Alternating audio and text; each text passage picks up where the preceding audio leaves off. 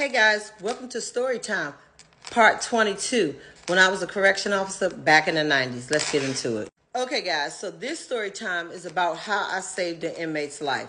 Let's get into it. So I was off for 2 days. My shift is 4 to 12. When I returned back to work, I'm working Southeast 2, one of the biggest housing units in the jail. So I'm working Southeast 2. So of course, I'm doing my routine. I come in, I do my paperwork. You doing your log book and everything like that. And you do everything that you need to do in the bubble to get that situated. And because as soon as you want to do that right away, so that when they call the count clear, because the control center has to clear the count. So once they clear that count, then we can immediately once they clear that count, you got to pop those cells. You can't leave them inmates locked up in a cell. So once all of the paperwork and everything was done, control center, command center cleared the count. So once they cleared the count, we pop all the cells.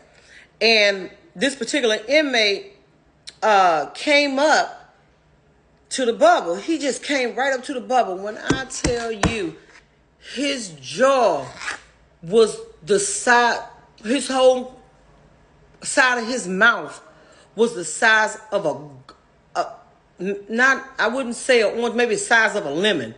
I lie to you not. And when he came up and he could barely open up his mouth, I said, "Oh my God, what happened? What's wrong?" And he was talking out the side of his mouth, and he was telling me, he was like, "I've been trying to get the officers to let me go to the infirmary. I've been trying to tell them something, that I got this infection, something's going on." And I was like, "And nobody took you to the infirmary or anything, gave you a pass?" He was like, "No, nobody did it." So I was like, So I was telling the officer that I work with, I said, "I'm getting ready to take him up to the infirmary."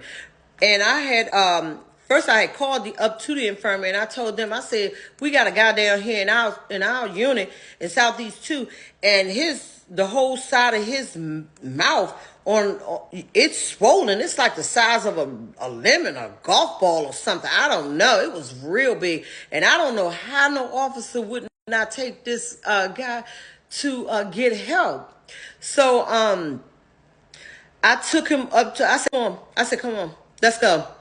I immediately took him upstairs to the infirmary, and I waited to make sure that he was seen, because I was not going to leave that man. He was not going to come down on my unit and die on that unit. No, sir. He was not.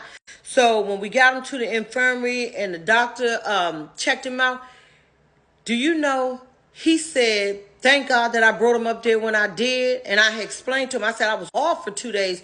And as soon as the count cleared, he ran down there to me. So, and when I saw it, I immediately just knew that he needed to go to something was wrong. And he told me, he said he's going over to the DC General. He's got to go over to DC General. He said, and he's got to go right now, because he had an abscess that was on the side of his mouth, on the side of his jaw, whatever it is, on the inside, and it was that big.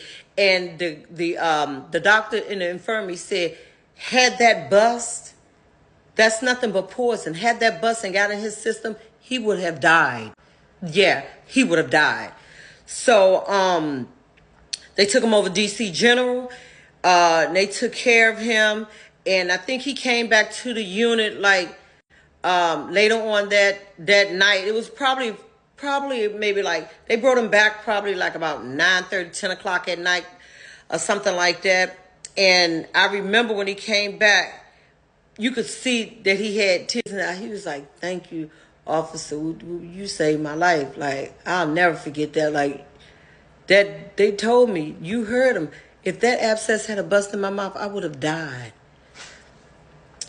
And I was just like, I'm just doing my job. So yeah, now